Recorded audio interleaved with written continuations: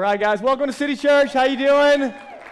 We're starting a brand new series today, the Ruthless, Elimination of Hurry, and I am so pumped to walk through this. It's been something I've been walking through for over a year now, and so we finally have the privilege of trying to practice that before we present it. Really excited, but before we get there, I have a couple of things just to update you on. A lot is happening at City Church right now, and so we are super pumped to kind of get you up to date. Now, Emily celebrated earlier. I just want to celebrate. We say this often, that you don't just give to a church, you give through a church. And so not only because of your generosity are we serving 93 unique families this holiday season in need around, this COVID thing has been a really, really big challenge to just finances in general. And so we have 93 families already because of your generosity that we're serving. Can you put your hands together for that? That is amazing. By the way, last year, we served 48 families, so already, that's like almost double, which is crazy. But here's what's even crazier. We're getting ready to share all of this morning. We roll in, check all the sign-ups, and as of last night, we have 169 families that have signed up that are in need this holiday season. Holy moly, right? Our staff were like panicking. We're like, whoa, that's a lot of people. And so I've got a massive ask for you this morning. Wouldn't normally do it this way, but it happens to be the space that we're in. And so we need an additional 76 bags toward this Food for Families initiative. And a bag is roughly $25. And up to this point, we've had people go to the stores, pick up the items and give them. But the deadline for actually grocery shopping was today. So by the way, thank you for everyone that went and got the items. Super awesome. But we need an additional 76 bags in order to help the families in need. So this is Boulder Collective, as well as, by the way, we have the privilege of serving some refugees through a partner in Denver alongside the same initiative. And so, man, I'm so grateful to be a part of a radically generous church where I can make this ask that basically if every single one of us today would pick up one more bag, then we can serve all of these families in need. And so, again, it's too late to go grocery shopping and get these items, but you can go to our giving platform, text to give, whatever, and there's a drop-down, Food for Families, and you give $25, that covers one whole bag. And so I just want to invite you into that. It's not a guilt or shame. It's just an opportunity. We're super pumped to serve all these families. And then here's my second ask. You guys ready? I know that's a massive ask, but then in addition, next Sunday, we are delivering 169 Thanksgiving meals to families all over Boulder. And so guess what? We need your help. That's a lot of people. Now, here's what's really cool. We got some partners. By the way, this is a collective initiative across Boulder with a couple other churches, and so super pumped to come back to you and let you know how many families we serve collectively after the fact. But next Sunday, right after church, here's what I need from you. If you'll sign up on that connection card, even if you're not a first-time guest, you can take it. Oh, I don't have one with me. And there's a little alphabet at the bottom. And if you'll circle the letter D in that alphabet, stands for delivery. You guys with me? And you will sign up to help us deliver. It's so simple. Right after church, you can roll in, pack 2 bags, and then go drop them off before you hit your lunch next Sunday. So super simple. It's going to be local. You don't have to worry about driving to Denver. We have that covered already for the refugees and things like that. But if you can plan to deliver 1 or 2 bags after church next week, that would be an incredibly massive help. Now, here's why this matters. These are not just, generosity initiatives and our financial donations to make us feel better about ourselves. You guys understand that, right? That's not why we do what we do. We're radically generous because we have the chance to express the love of God to others. And so what I'm inviting you into is to pick up 2 bags, go knock on a door, deliver a bag, look someone in the eyes and let them know that they are loved and cared for. They are seen and heard by your presence being there. Isn't that awesome? That's what you have the chance to do next week. And so I'm inviting you. We need your help. Help us love and serve our city well by taking 1 or 2 bags. And here's what's really cool is each bag is going to come with a personal handwritten note from our church. We'll have a little prompt for you, but it's not just a, hey, here's your food, see you later. It's a, hey, we're here for you. No strings attached, no agenda, but we are here for you. We are a church in and for the city. You guys with me? Can we put our hands together for your generosity? So grateful for that. Amazing. So again, circle the letter D on that connection card to sign up, or if you don't, you can still help after church next week. Even if you don't circle that letter D, we would love your help, okay? Now, secondly, this is unique. This is not normal. If you're a guest with us, I want you to know, so grateful that you're here. No matter where you are on your spiritual journey, pumped that you're here. Our desire, our mission here is to help people find their way to God from where they are. And that means no matter where you're walking in, our desire is to help you just take a next step, to meet you where you are and help you take a next step. But we're in a very unique season, and so you should have found in and around your seat this little Here for Good booklet that our team has created. And I would encourage you, listen, if you've not picked one of these up, please, man, pick it up. take it home, read through it, prayerfully consider what's going on here at City Church. And inside of that is a commitment card. Now listen, if you're a first-time guest with us, this ask is not for you. While I would never tell you no to being a part of this initiative, this is more like a quick family meeting, okay? So if you're a guest with us, just hear me that, man, we don't want anything from you. It's what we want for you today. But if you are a part of City Church, if you call City Church home, this is for you.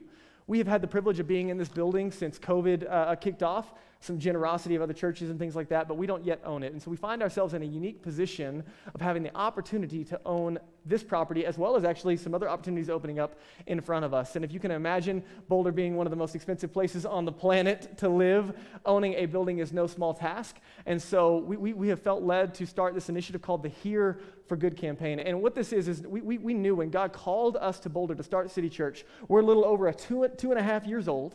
And we knew when he called us here, we were going to be a church in and for the city. While we gather on the weekends, it's an important part of what we do. This is not what defines us. It's what God is doing in and through you, in the world around you, where you live, work, and play. It's what God is doing through us, that we are the church. We exist for the world, and we're going to engage in those spaces. We're not waiting for people to come to us, but we're going to go to them. You guys with me? Am I the only one excited in the room? Holy cow. All right, so listen. We have this opportunity from day one to be a church in and for the city. And by the way, because of you, because of your radical generosity, we are that church.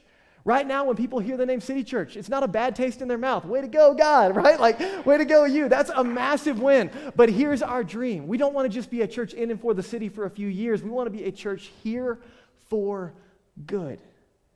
Here for good.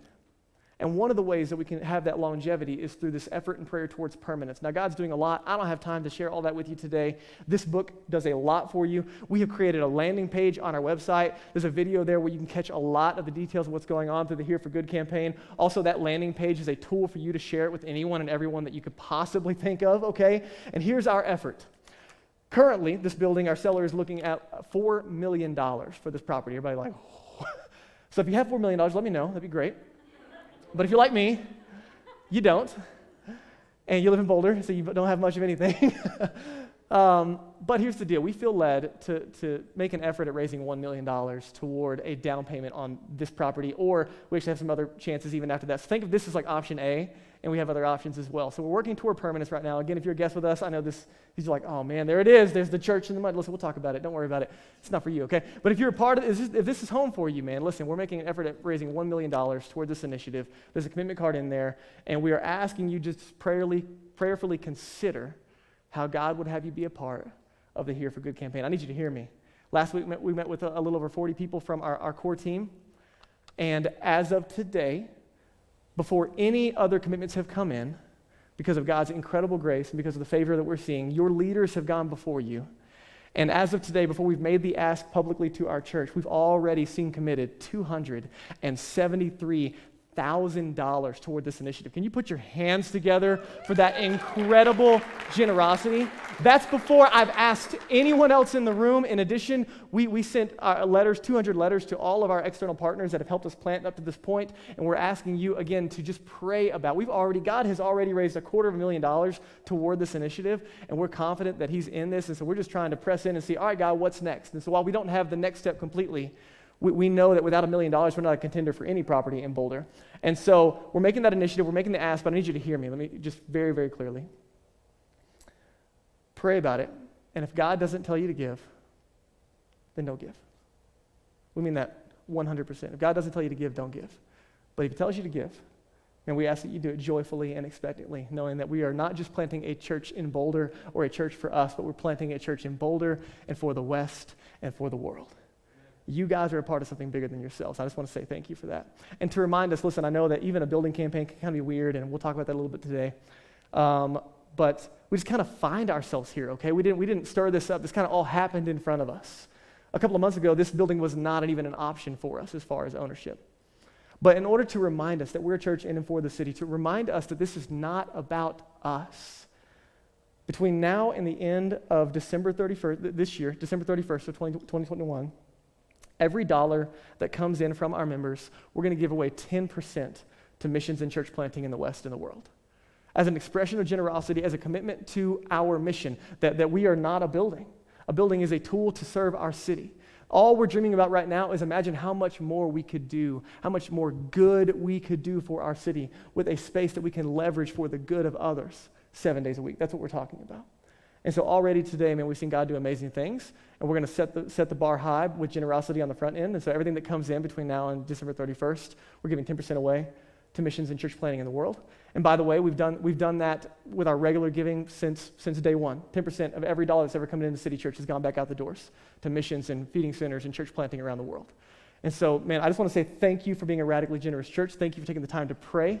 Thank you for taking the time. Take this home. Don't leave it in your seat. Pray over it, and let's see what God's going to do, okay? And I can't wait. Every week, we're going to keep showing up and celebrating. By the way, if you're a team member and you got it last week, we're asking you to drop those commitment cards in the boxes in the back. We're going online and filling out the digital commitment card. So our Commitment Sunday is going to be the end of this month, November 28th. But we're asking that the sooner that you've prayed about it and God gives you clarity on what you should do, if you should do anything, to do that ahead of time so we can keep showing up each week and then celebrating what God's doing. Okay, you guys good? Woo, family meeting over. All right. I'm going to pray and reset because that was a big ask. Okay, let me pray for us. God, thanks so much for the opportunity to gather. Thanks for all of my friends in the room. It is such an honor to gather today. I cannot wait to see how you're going to use the time that we have together. Speak to us, challenge us, move us forward, encourage us. And if any of my friends in the room are not followers of Jesus yet, I pray today is just an incredible encouragement to their soul and an invitation into relationship with you. For those of us that are followers of Jesus, give us a vision for something bigger than ourselves. It's in Jesus' name. Amen. You guys ready? Oh, man, I am so ready. Holy moly, that was a lot. Okay, so if you were going to pick the number one challenge to a healthy spiritual life, again, even if you're not a follower of Jesus, if you're just going to pick the number one challenge to a healthy spiritual life, what would it be? Just in your mind, kind of think about that. I think if you ask me, like, what's the biggest obstacle to people growing and having a healthy spiritual life, I would say it's time, or rather the lack thereof. You guys with me? Right? Every significant relationship in your life requires time. Time specifically to cultivate it. And it's no different with our relationship with God. And so we have this culture of busyness that is just massively permeating and attacking us. I've literally had 10 conversations this week, and the question is, hey, how are you? And the answer is, busy. I'm just busy, right? And it's funny that even in seasons when you shouldn't be busy, you're busy. And there's a busyness, by the way, that's like a good busyness. You guys know what I'm talking about? Like when your schedule's full of all the right things and you're feeling really good about it. But then, in addition, there's this busyness that all of a sudden turns into hurry. And what does hurry do? Hurry starts to deteriorate all of your relationships, doesn't it? Right? When you're hurried, all of a sudden all the relationships around you begin to deteriorate. You're not present, you're not investing, you're not loving well. And in fact, Jesus, he gives us this greatest commandment. I don't know if you're familiar with this, but he said the greatest commandment. You whittle it down to what it's all about, and he said it's about loving God and people. It's that simple. It's an invitation into this simple relationship with God that overflows into our relationship with one another. But you know the problem with that invitation, as simple as it is that love is painfully time-consuming, isn't it? It's such a challenge to love people well. It's such a challenge to be present. And so we have this unique challenge in a culture where busyness is the norm, where hurry is the norm, and busyness and hurry are incompatible with love, aren't they? How loved do you feel when someone is walking out the door trying to listen to your story and they just you're like, oh, hey, could you get off your phone and give me some eye contact, right? It's funny that these things are incompatible, but you and I live in the constant tension of hurry and busyness. So much so that, right, we live in a culture where like calling something slow is actually an insult, right? Like, how dare you drive the speed limit? How dare you get behind that bus? I mean, we have a need for speed. And as a result, you know this probably, that any interior depth when it comes to our personhood, whether it's spiritual or not, any interior depth whatsoever is this battle for us to be present in the moment, to be present to one another, to be present to God, to be present to even ourselves, right? We have this massive challenge in front of us. And then you ramp that up to the holiday season, right? And here we are in the busyness of holidays, and you got travel, and you got plans, and you got all these things going on. And then not to mention that Black Friday is about to bombard you, right? And so we have this consumer culture that's about to go into overdrive, and then you have the end of the semester coming up, and end of year projects, and all of these things that ramp up at the end of the year, and busyness is in overload. And so over the next couple of weeks, we're going to press into some spiritual disciplines or spiritual practices depending on how that word sits with you. And what these are invitations into following Jesus that can lead us into what Jesus would call the truly good life or the abundant life. Now, even if you're not a follower of Jesus, I think we all share the challenge of busyness and hurry. And the answer is there really anything in the life of Jesus and following Jesus that has a solution or an answer to this? And by the way, let me give you just a couple of things. If you're taking notes, this is going to be helpful for you. I'm going to download a lot on you today. I want you to think about this is like a 30,000 foot kind of conversation over the next couple of weeks. There's no way we can get into all of it over the next couple of weeks in depth. So think about it as just the glimpse at each one. Following Jesus is not a set of ethics. It's a lifestyle. And so while it might result in behavior, it's an invitation first into lifestyle. So practicing spiritual disciplines, for example, they're not the end to themselves. They're a means to an end. They are the conduits, if you will, to God's activity in our lives. So it's not like, I practice a spiritual, I do this thing, and therefore all of a sudden all of my busyness is gone. All of the practices that we're going to deal with over the next couple of weeks, again, they're just practices. They are a means to an end. They are utilitarian. What that means is that all of it is a goal, the end goal of being with Jesus, loving like Jesus, thinking like Jesus, and specifically, think about this, doing what Jesus would do if he were you. Now, there's that kind of cliche, what would Jesus do? And it's a great question, but I think a better question is, what would Jesus do if he were me? If he had my time, my energy, my resources, my stage of life, my kids, my job, my degree program, right? If he had my circumstances, what would Jesus do if he were me? And so today I'm going to invite you into the spiritual discipline, the practice of simplicity. But I need you to understand, for example, simplicity is not a virtue in and of itself. You can practice simplicity over the next couple of weeks, and you can still be a control freak. You can still be anxiety-ridden. You can still be unloving because the practice itself does not get you to the life that is truly life. The practice is a conduit, a pathway into a deeper, more full relationship with Jesus. Does that make sense? You guys with me? So all of this, I need you to understand, all of this over the next couple of weeks is invitational.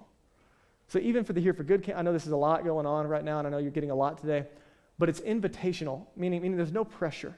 I'm making the invitation, you're just simply making a decision, okay? I'm not making decisions for you.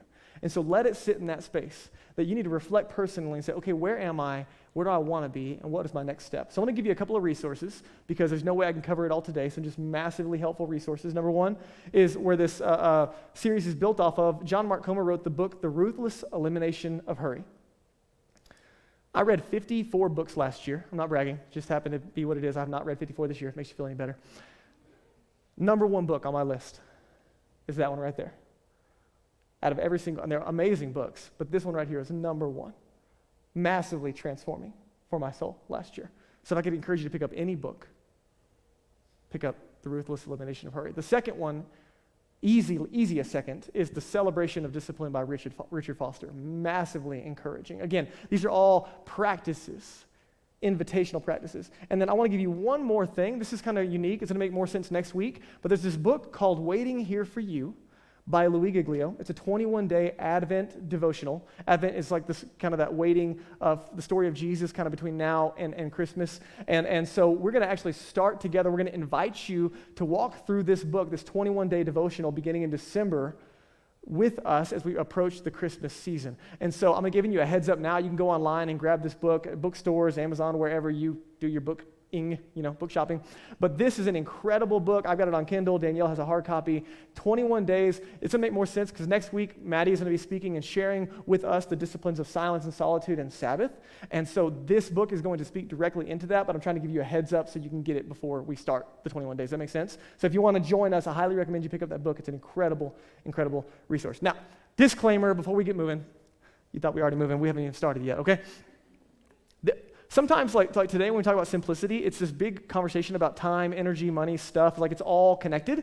And sometimes people get really weird around money, and even with the Here for Good ask, like, I know, it's like, oh, man, churches are weird. They only want your money and all that stuff. And so I just want to, make a disclaimer. Like, hey, sometimes conversations around money and stuff, they can get emotional. Sometimes you've even had negative experiences that you roll into that. And so, you start to tune out or check out, or, it just brings up negative stuff. Man, I want you to know that one of our values here is consistent transparency. So what you see is what you get. This is not about, hey, give us more of your money. money. That's not it at all. This is what we want for you. And it's a bigger picture than just what you're doing with your money. This is time, energy, resources, money, stuff. Simplicity is a lifestyle that we're embracing. But man, I just want to invite you, hey, this is a hard topic.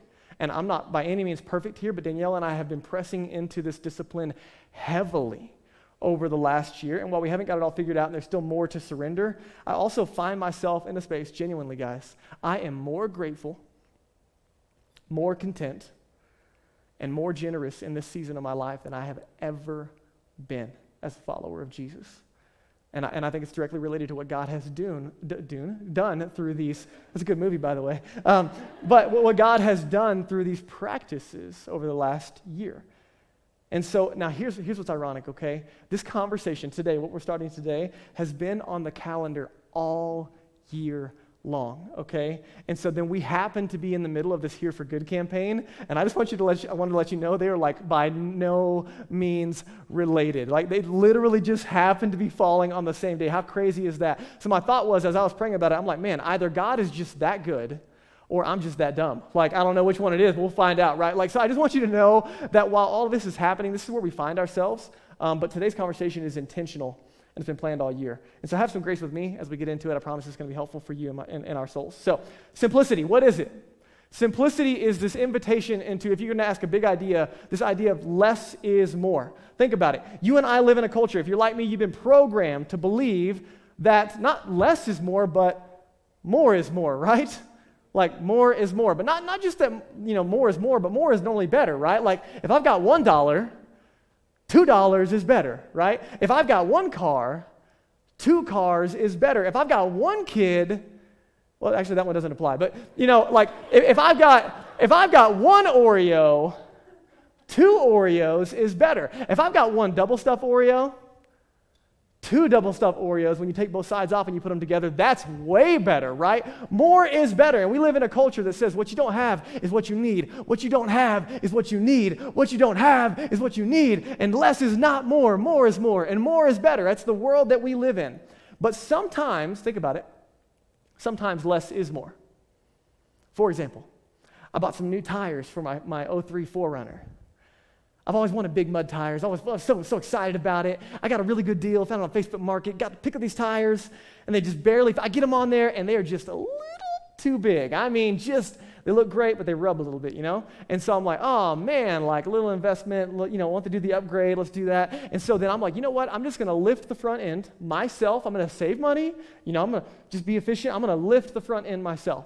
And so I've got time and energy all going into this. I lift the front end, and in the process of lifting the front end to get the new tires that I bought to fit on the car that didn't need tires, but I wanted tires, right? So in the process, I tear both of the boots on my CV axles on the front end. Grease leaking everywhere, and now it's past my pay grade. I have no idea how to fix the axles on the front end of my 4Runner. And so guess what I have to do? I have to take my car into the shop and pay a mechanic to put brand new CV axles, which I did not need prior to this moment, all to make sure that I could have this 2-inch lift to fit the tires that I did not need onto the 4Runner that was perfectly fine. I got into it, and I was like, I should have just kept the dang tires that I had. Less was definitely more in that moment. Now, let me give you the why behind this conversation. The why behind simplicity is not less of more, let's all go be monks and shave our heads and abandon all worldly possessions. That's not this conversation. Simplicity is an invitation into less of what doesn't matter so that you and I can focus on what matters most. You guys with me? You play it forward. You get to the end of your life. What are people sitting around thinking about at the end of their life? They're not like, bring me my bank account statement one more time, laying in the hospital bed. Let me just see that new pair of Jordans one more time. I just want to take one more motorcycle ride. That's all I want. Let me just see that list of 14ers I climbed. I just need to see that one more time before I go. Or you're like, I just want to kiss my epic ski pass one more time before the season's over. Or let me see how many Instagram followers I had just before, it's really all that matters. Or, you know what, let me check out these biceps, worth it. Bring me all my diplomas real fast, right? At the end of people's lives, we know, this is a cliche, that the most important things in life aren't things. You know that. But then we live in a culture that is completely bombarding us with the opposite truth. Jesus said it this way in Luke 12. Watch out. Be on your guard. Double emphasis. against all kinds of greed. Life does not consist in abundance of possessions. The most important things in life aren't things. You and I know that, but we have a hard time living it, don't we? And so here's what happens. When you and I begin to define in our lives what matters most, you know what happens? When we really get that target correct, we're like, you know what? People are the things that last forever, right? Relationships, memories, experiences. We know what matters, making a difference with this life. When we start to define what matters in our lives, what we start to realize is we spend a lot of our life chasing things that don't matter, don't we? And we think we are taught what you don't have is what you need. What you don't have is what you need. Black Friday's coming. Alexa is listening. What you don't have is what you need. Check out this quote from the 1800s from a guy named Paul Mazur from the Lehman Brothers to kind of show you the culture that we live in. 1800s, we must shift America from a needs to a desires culture. People must be trained to desire, to want new things even before the old has been entirely consumed. We must shape a new mentality in America, that man's desires must overshadow his needs. This is where we get the idea of planned obsolescence, or in other words, why you want a new iPhone every year before the old one is even out of date, right? This is a culture being shaped toward our desire, not our prefrontal cortex, not what we know to be true, but that gut-level desire. Here's another quote from Victor Lebo, a journal of retailing in the similar vein. Check this out. Our enormously productive economy demands that we make consumption our way of life, that we convert the buying and use of goods into rituals, that we seek our spiritual satisfactions, our ego satisfactions in consumption. The measure of social status, of social acceptance, of prestige is now to be found in our consumptive patterns. He goes on, and he says, the very meaning and significance of our lives today to be expressed in consumptive terms. We need things to be consumed, burned up, worn out, replaced, and discarded at an ever-increasing pace. We need to have people eat, drink, dress, ride, live with ever more complicated and therefore constantly more expensive consumption. It's the world we live in, isn't it?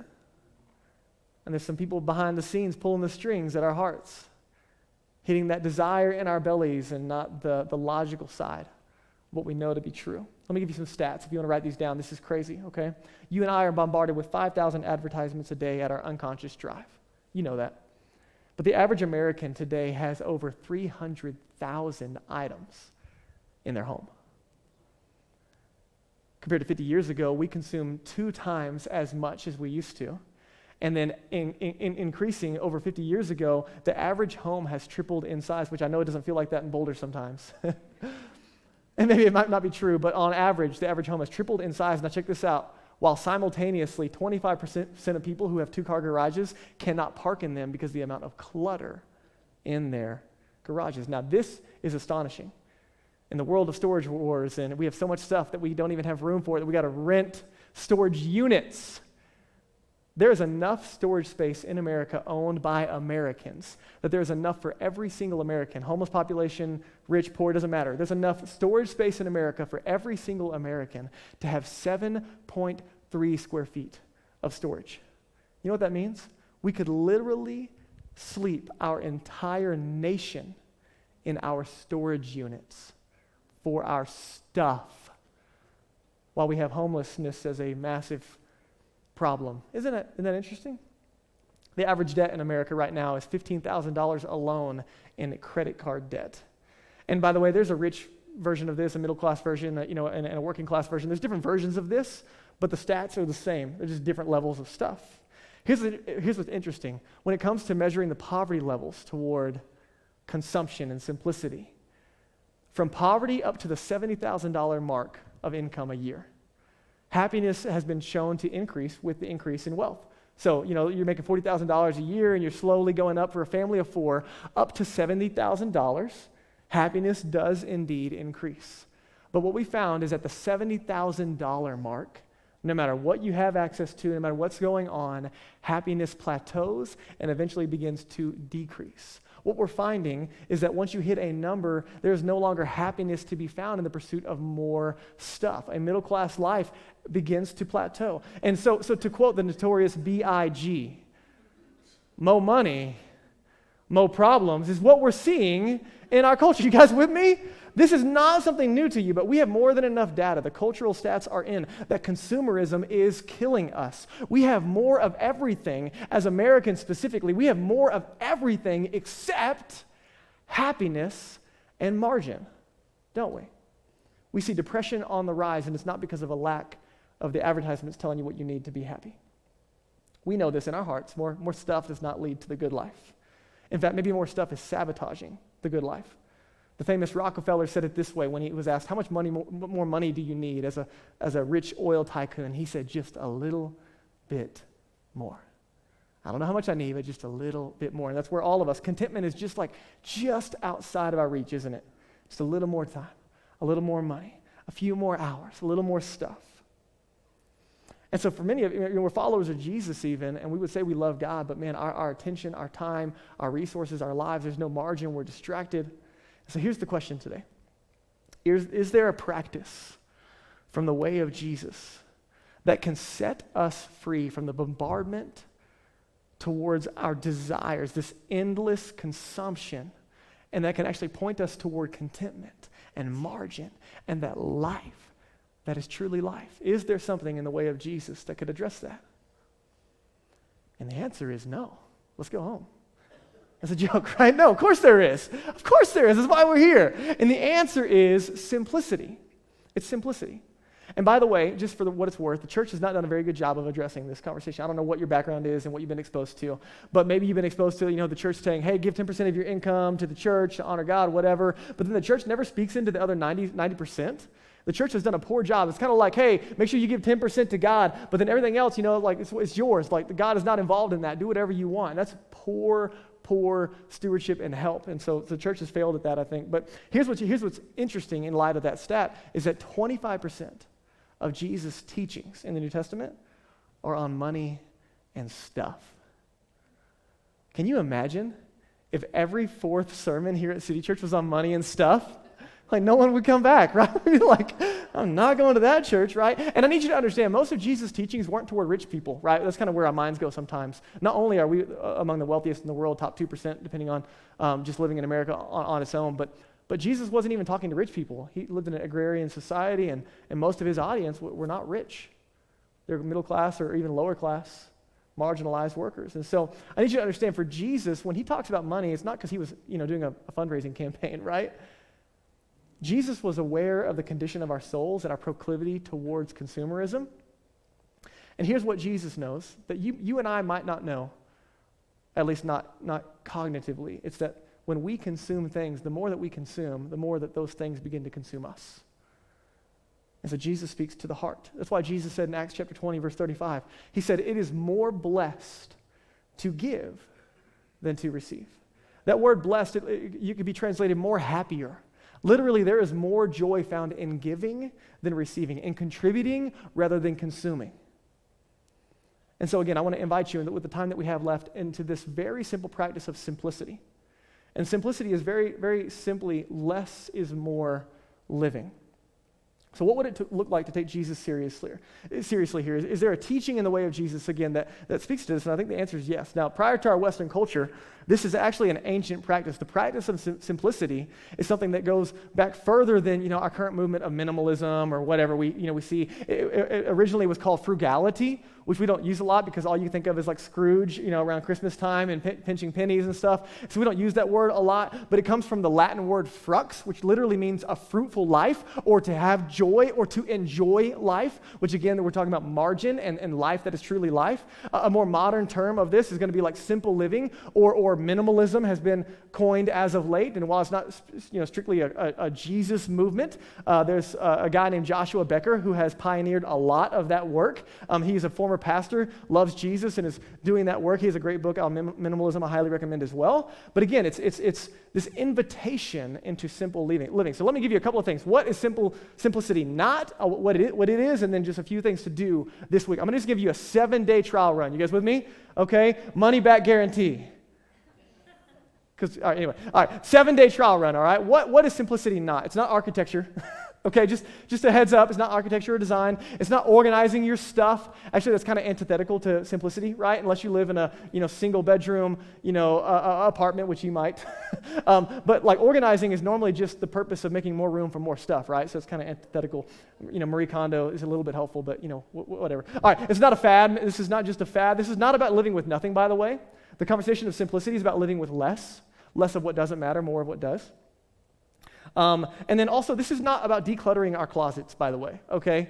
This is about decluttering our lives. Don't miss the heart in this conversation. So, what is simplicity? Let me give you just a couple of quotes.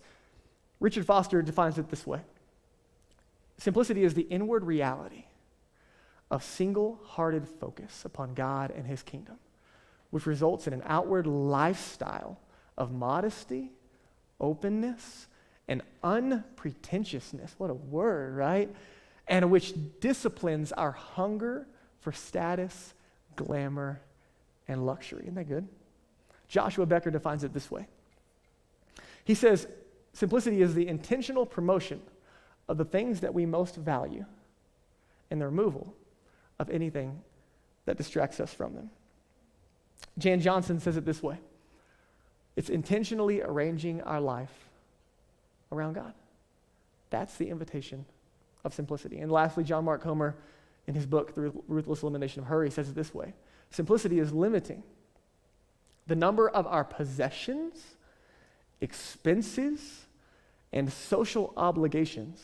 I love that he kind of includes not just margin and money, but time and stuff too, right? To a level where we are free to live joyfully in the kingdom with Jesus. Isn't that good?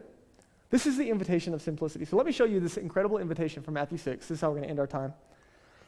Matthew 6:21, Jesus says this, where your treasure is, there your heart will be also. What you treasure. This is bigger than money, right? This is where you invest your life. There your treasure is, your heart will follow. And so I want you to notice something. Jesus is not on the front end giving commands around money and stuff. He's actually making observations. Isn't that interesting? This is just an observation. Jesus knows the human heart well enough to say, hey, by the way, where we invest, what we treasure, our heart follows. He goes on to say in this same conversation, Matthew 6:24, no one can serve two masters. This is another observation. No one can serve two masters. Either you will hate the one and love the other. You're going to be devoted to the one and despise the other. You cannot, not you should not. This is not a command. This is an observation. Jesus makes an observation. You cannot serve both God and stuff, money, mammon, this God of consumerism, this deep desire in our belly that's never satisfied for more. He says your heart doesn't have room for both. Now let me show you this, Matthew 6:25. This is the incredible encouragement. After a couple of observations, check out the command he does give us. If you're a follower of Jesus, Jesus says, therefore I tell you, do not buy more stuff. Do not shop on Amazon anymore. Right? No, what does he say? Do not be anxious about your life. Jesus understands that money, stuff, time, all that stuff is intrinsically connected to the anxiety that we carry. How interesting. What you're going to eat, what you're going to drink, or what about your body, what you're going to put on. You're like, Jesus, question, that's exactly what I'm worried about. Have you lived in Boulder? Like, do you understand how much rent is here? He says, is not life more than food and the body more than clothing? Look at the birds of the air. They neither sow or reap or gather into barns, and yet, look at the language. Your heavenly Father feeds them. Aren't you of more value than they are? He goes on. And he says in verse 27, and which of you, by being anxious, can even add a single hour to his span of life? And why are you anxious about clothing? Consider the lilies of the field, how they grow, and they neither toil nor spin. Yet I tell you, even Solomon in all of his glory, this is an Old Testament king, the richest man on the planet, even in all of his glory, he was not arrayed like one of these. He can't even compete to the beauty of the lilies. But if God so clothes the grass of the field, which today is alive and tomorrow is thrown in the oven, will he not much more clothe you, Oh, you have little faith? And then Jesus goes on. Check this out, this amazing invitation. One more time, he repeats it. Therefore, command, do not be anxious. Saying, what are we going to eat? What are we going to drink? What are we going to wear? What are we going to watch on Netflix? Right? Don't be anxious. For the Gentiles seek after these, not non-followers of Jesus. The Gentiles seek after all these things. And check this out.